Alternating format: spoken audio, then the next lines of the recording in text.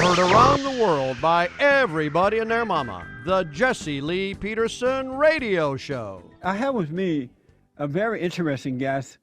My producer showed me her video, and I'm like, we got to get Karen on the show. And Karen Straughan is an anti-feminist and mother from Canada. She writes a blog on gender issues. She posts YouTube videos, and she speaks at and debate at universities. Very interesting lady. And you can find her on YouTube and Twitter at Girl Writes What, and I'll have her give that out to you as well. Karen, good morning and welcome to the show. Thanks so much for coming on. Oh, thanks for having me. Nice to meet you. I'm sorry? Nice to meet you. Yeah, you too. I respect your courage. I admire your courage for standing up and telling the truth, especially against feminists. That's a tough job. Why are you anti-feminist? Well, because they lie. They've been lying. They've essentially been lying since the Declaration of Sentiments in 1848. Just sort of about the nature of male-female relations and how society works and why it works the way it does. And most of their lies are told in the service of vilifying men and holding them to blame for every hardship that has ever befallen any woman anywhere. Yeah. So what we essentially have, as far as because I've looked into so much information, historical documents, and all of that, going back 150 years again. Wow. That you literally have a movement that purports to be for equality, but is almost it's eerily similar. The propaganda that they put out. It's very, very similar to what the KKK used to put out about black men and white women. Yeah. Only they've expanded it to include all men and all women. Men are dangerous, men are pigs, men are oppressive, men are violent, men harm women, men oppress women, men need to be contained in some way and controlled in some way because otherwise they would do all sorts of harm to women. And they seem to have in their analysis they've erased all of the good qualities of men, and these are the qualities that essentially keep the lights on and the water running and the planes from falling out of the sky. They ignore that huge contribution that men have always made to society and to their families. Often at the expense of early death and illness and poor health, and they ignore that. They concentrate on men solely as oppressors who are shortchanging women or cheating them out of their fair share of things, and after a while you just get sick of hearing it. Yeah, I am surprised how that image of men have taken off over the last however many years I became aware of it. And that men are suspect now. They are rapists. They are seen as molesting even their own children. They a woman can falsely accuse him of abuse, and he is guilty. Has to try to prove himself not to be guilty, and the courts have turned against men. How did it? I mean, how come we didn't see this coming, and how did it become so the way it is so fast? Well, I think the root of the problem is that generally society works in the opposite direction to what feminists claim it does. So they've used there's evidence, scientific evidence that women favor women. If all other things are equal, they'll side with a woman, and there's evidence as well that men, 3/4 of the time, will also side with a woman if everything else is equal. And it makes sense in sort of evolutionary terms, in terms of how we developed as a species, that men would have no ability to side with another man just against a woman just because that is a man there, and we're men, and so I'm going to side with you. That they've found that men also strongly favor women, strongly side with women. Yeah. Now, feminists have used that impulse on the part of men to actually convince men that society is misogynistic, that this society that was constructed by men for the benefit of men, which is not true, but that this society is inherently woman-hating. And because men constructed the society, because they're usually in the top jobs and the top ranks in politics and all of that men constructed this misogynist, and men believe them because I don't think there is a universe in which men think that they can love women enough. That's amazing. Do men think that by going along with this, they're being fair, and that's what they're trying to also be fair? I think that the impulse on the part of most men who have tolerated this line of BS for so long, it really is a matter of them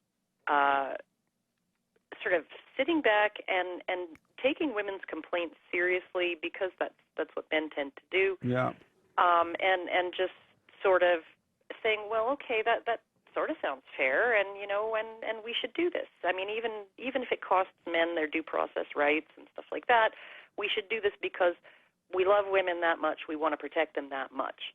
And we want to support them that much. And the real trick, the sort of the psychological manipulation of feminism has been in convincing men sort of on an individual basis that other men don't think that way. Right. Other men don't think the way you do.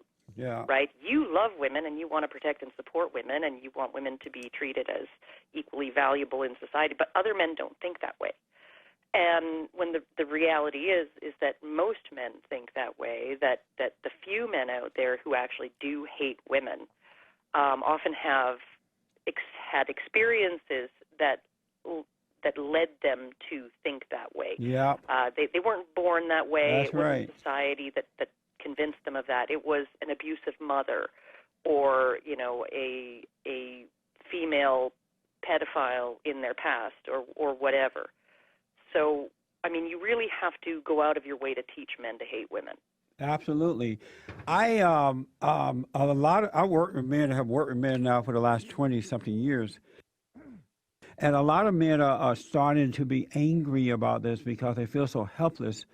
And that in a divorce case, they lose their children. Even though they still have to pay child support, they're not able to see their children. And when they are able to see their children, the woman decides how and when and where and why. Yes. And so it becomes very frustrating. I'll let you respond to that right after this break. 888-775-3773. Back in a moment. On the way to work, they might stop by a fishing hole. I know I'm a lucky man. God's given me a pretty fair hand. Got a house and a piece.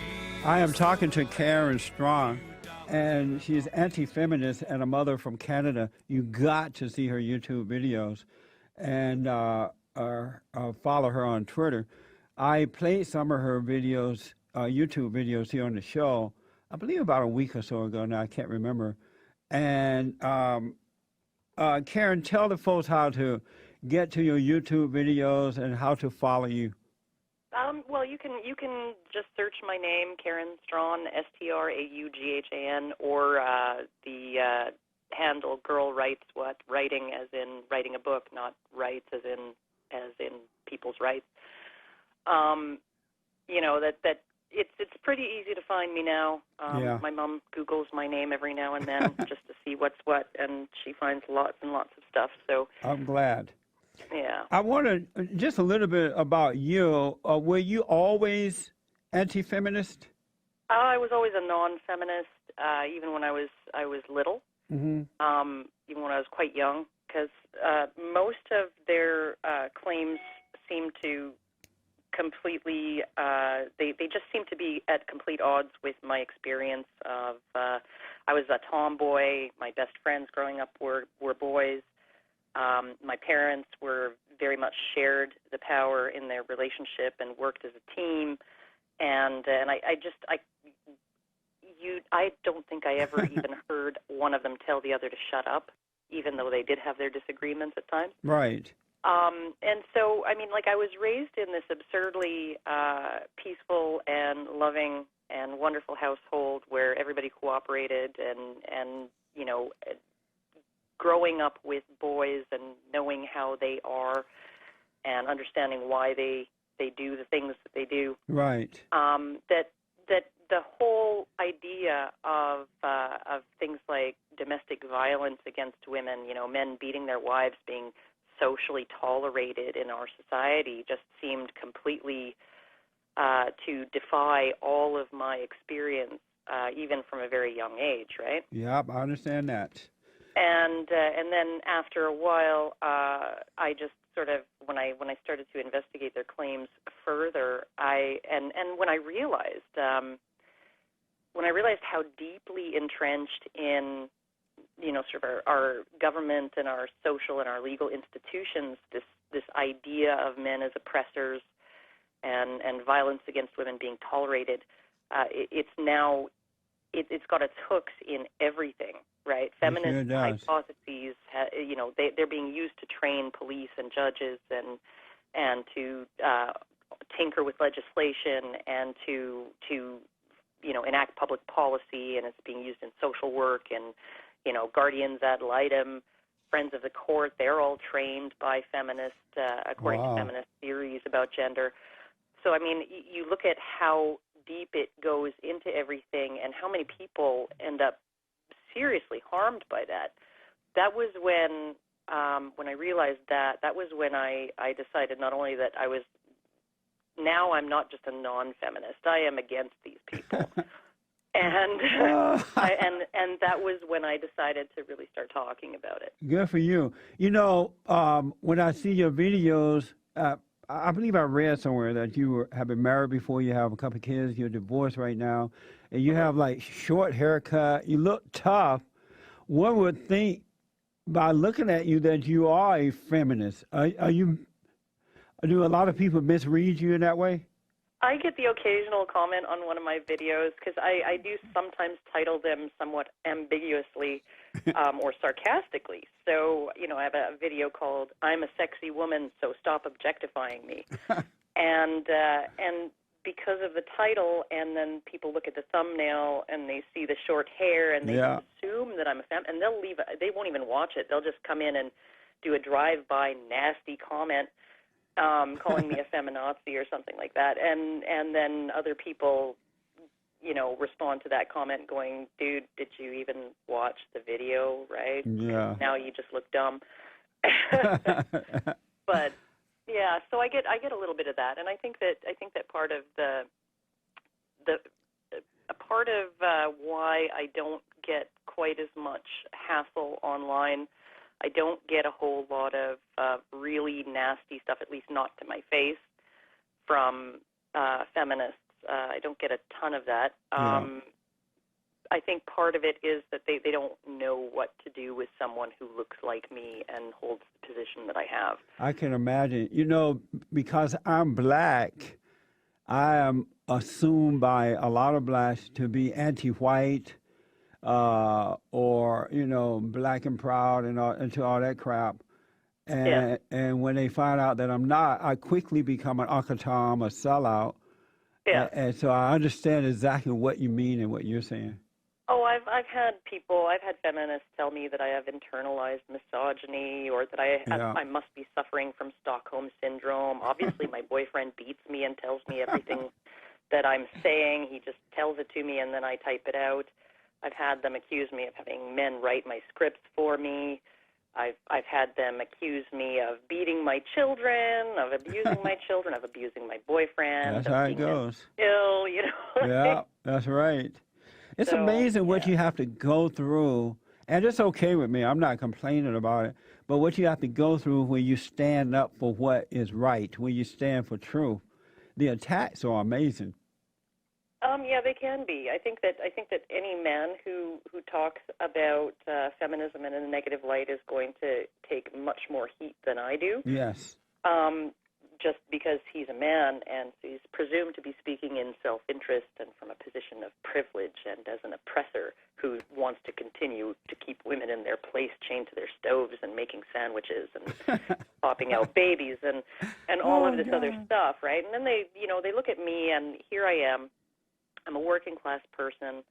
I'm not a privileged, person with a PhD who was raised in a wealthy household. I don't fit the stereotypes of what a female anti-feminist might be, which would be a Phyllis Schlafly who, argues in favor of chivalry, who argues in favor of benevolent sexism against women. I think that if we're going to have if we're the toothpaste out of the tube in some ways, and if we're going to have an equal society, we need to do away with that, not encourage it. Women have to start being held accountable for the things that they do to an equal standard that men are. I don't fit any of those stereotypes of the typical woman who would be against feminism. I really don't. And I look like the quintessential feminist. So I think that maybe that helps me duck a lot of criticism or a lot of direct criticism. They often go off into their own spaces and talk smack about me. Yeah, I understand. We played a clip from your speech at a university in which you talked about mutual knowledge. Yes. And explain mutual knowledge to the folks. Well, mutual knowledge, there's individual knowledge, and Steven Pinker put it best. In individual knowledge, A knows X and B knows X. In mutual knowledge, A knows X, B knows X, A knows that B knows X, B knows that A knows X, A knows that B knows that A knows X. So everybody knows all the same things. It's sort of the emperor's new clothes. Let me take a quick break, Karen. May I hold you over for one more segment? You may. Okay. 888-775-3773. I want Karen to finish up with mutual knowledge, and then I want to ask about Eric Holder. Very interesting. Back in a moment. I was born as fast as a rambler goes. When you see them pretty little country. Okay, folks, moving right along. Karen is with me, and she's agreed to at least one more segment. And Karen is out of Canada. She's from Canada. She's anti-feminist and a mother. And she's out there exposing the lie about the feminists and what they have done to men and to this country and to family. You got to check out her blogs. Go to at Girl Rights What. At Girl Rights What. All right, and check it out. Karen, you gave this speech at Kennesaw State University where you talk about mutual knowledge, and you were explaining that to us. Mutual knowledge is really the emperor's new clothes form of knowledge where everybody realizes that everybody else knows what's going on. And some people call it the town square effect. It's really why freedom of assembly and freedom of association are enshrined in democracies, is because you need to have people all understand and know what's going on and know that other people know what's going on in order to not have a dictatorial or tyrannical regime rise to power, right? Tyrannies are often based on everybody being stuck in their own homes and not really realizing that everybody else hates the dictator as much as they do, right? Because no one's allowed to talk about it. Right. And so when you look at what a lot of feminist activism and a lot of feminist agitation has centered around, even since since 1679 or something, women in England tried to have coffee houses banned because men were getting together as, just in a very male space, and women did not like that. And when you look at what they've been sort of systematically doing over the past 100 years or so is they've been eliminating or vilifying masculine spaces, whether those spaces are sports or video games or action movies or any place where men would maybe get together and actually talk about their own experiences with other men. They don't want that without women there listening and sort of policing their speech and their behavior and Right. controlling what gets talked about. Feminists have really been heavily against that, and I think that part of the reason for that is they really don't want men to catch on to the fact that, wow, men in general don't hate women, and men in general would never construct a society specifically designed to oppress women for men's own benefit, and men just aren't this way. The way feminists seem to portray history portrays men as almost sociopathic in their willingness to harm and keep down and oppress and subjugate their own mothers and sisters and wives and daughters. And they don't want men realizing through their interactions with other men, I don't think, it may be just a subconscious impulse on their part, but they don't want men talking together. Yep. I absolutely have noticed that. Two quick questions. I want to know, how can we turn this around? Let me say this to you. When I read your mutual knowledge thing, I realized because a whole lot of folks know about what the feminists are doing but not talking about it, a lot of young girls are being influenced when they go to college and stuff like that by the feminist group because they're not hearing, and young men as well, they're not hearing majority of people speak out against this stuff. Yeah, no, what really is upsetting is, and you can sort of see this in any mainstream article where somebody is actually critical of feminism or feminist activism, there's often a huge backlash. You have,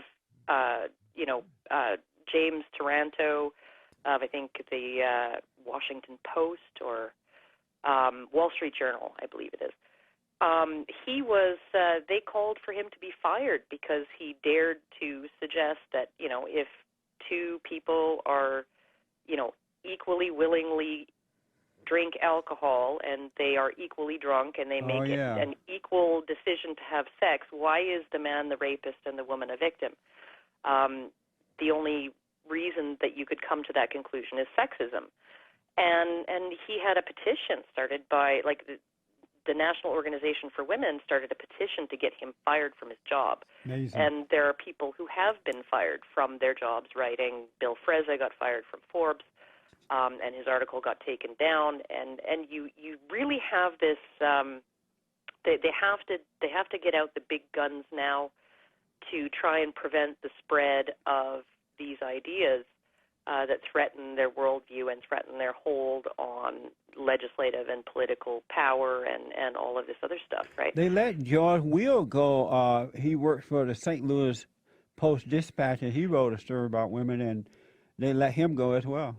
Yeah, they did. He managed to keep his more lucrative jobs writing columns for other publications. But, yeah, there was one newspaper who fired him as a columnist because he annoyed the feminists. He said he blasphemed, right? And oh my goodness, his heresy might spread. I know.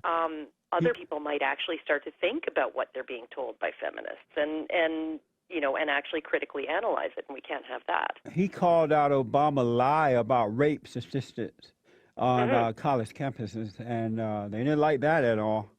Oh, well, the Department of Justice has since come out with a more accurate analysis based on things that are actually against the law.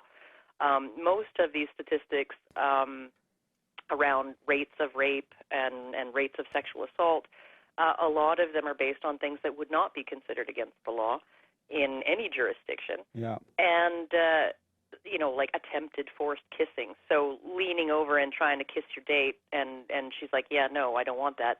that would be considered a sexual assault. Amazing. Under these studies, and it would be lumped in the 1 in 5 number. The Department of Justice recently came out with a number that's closer to 1 in 53 as far as the risk of sexual assault on campus for women. Speaking of Eric Holder, and we have about a couple minutes here, Karen, I apologize for it. You exposed us to the fact Attorney General Eric Holder promoted a lie from the National Institute of Justice during the Bush years that number one cause of death for African American women ages 15 to 45 was intimate partner violence. Yeah, no, and that was a blatant lie. Even all homicides of women black women in that age group don't add up to a leading cause. It's something like the 10th leading cause, and it's a distant sort of 1/1000th of the number of deaths as the next one up on the list. So I mean, like it's and when you look at that and the smear that it puts on black men, because I mean it's always couched in the idea that black women are victims. I'm sorry, hold on 1 minute, Karen. I'll let you finish that conversation, then we'll run. Back in a moment. Sweep out all the ruins that my emotions left.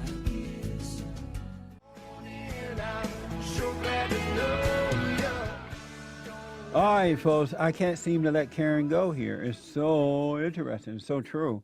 Follow Karen Straughan on her Twitter at Girl Writes What, WRITES, Girl Writes What. All right, it's a whole lot of good, honest information there for you. And Karen, I just want you to finish up with this Eric Holder story. It's amazing to me that during the Bush years, Eric Holder lied and said the number one cause of death for African American women ages 15 to 45 was intimate partner violence, when Eric Holder is supposed to care about black people and black people trust them, and yet he would put black men in this type of light with a lie. Yeah. It's mind-blowing. Well, and if he had come out and said, black men are so uniquely monstrous that they beat their wives and kill their wives and girlfriends more often than any other demographic, right? Yeah. He would have been called on his racism. He would have been called on that. He would have been told he was a bigot, right? So he just left that part unspoken. It's implied, right? It's implied in what he said. No, right, now that's right. He can appear to be caring about black women.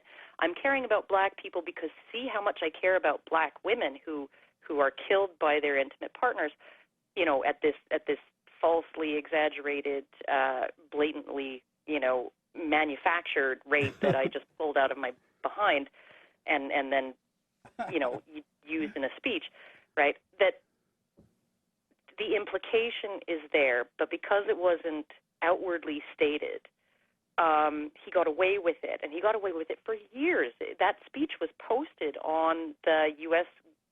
government, the WhiteHouse.gov website, for years and years and years, until finally enough public pressure and exposure in the press induced them to make what they felt was a correction. It wasn't a correction. It wasn't a concession that, this isn't actually true, and it has never been true. They actually put an addendum at the bottom of the text of the speech saying this was based on outdated information, which would lead people to believe that at one time it was true, when it has never, ever, ever been true. That's amazing. The woman who edited the government paper and that promoted that lie is still speaking to the Senate on women and gun violence as late as this summer. Oh, yeah, I know. It's amazing how, you can expose them as liars, as frauds, as con artists, as snake oil sales people, I guess, to be gender neutral, that you can expose them and people still want their advice, right? The people in power still want their advice. They don't tend to lose their influence, and it's obscene to me that they're still able to influence even the top levels of government and the top levels of decision-making, even after they've been exposed as frauds and liars. It's mind-blowing. Two quick, short questions, then I'm done. Okay. Does American politics affect Canada? Of course, I think all Western politics affects all other Western countries. You have things, you'll have one government, say the UK, in the 1870s, I believe, they decided that they were going to change the sort of the default after divorce to be father custody of the children, because fathers had full financial responsibility for the children, right? Right. So the person who pays for them gets custody of them.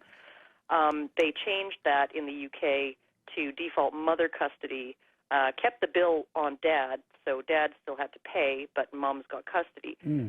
And that idea spread throughout the Western world, and it was adopted by the U.S., it was adopted by Canada, it was adopted even by Israel. I think Japan still uses it. So, you look at how these ideas spread among governments. The Duluth model of domestic violence, which originated in the U.S., based on, sort of feminist theories of patriarchy and men's relative status in society, and this is why only men ever only beat their wives, and it never happens the other way around. Even if she stabs him because he didn't do the dishes, she was striking back at her oppressor, and it was preemptive self-defense and all kinds of garbage that they try to sell, right? That model of domestic violence is the most widely used in the world. As far as intervention and treatment and penalties go. These ideas spread between Western governments. So, of course, U.S. politics influences Canadian politics. The opposite is also true. And it goes all the way through Europe and basically every developed nation. Amazing. Even as far as India and places like that are adopting some of these models that originated in the U.S. or Canada or the U.K. So how do we turn it around? How do we turn it around? Final question. How do we turn it around? I think the only thing that we can really do is the town square effect. I mean, I would really love if feminism eventually has the same reputation as the KKK does now. But that's going to take a lot of work. It's going to take a lot of influence because they're so deeply entrenched. In all of these institutions, it's going to take a lot of effort to get them out of there. So, it's. I mean, I don't know what the battle plan needs to be, other than we just need to continue to fight and raise awareness and expose them when they're lying and all of these things. So.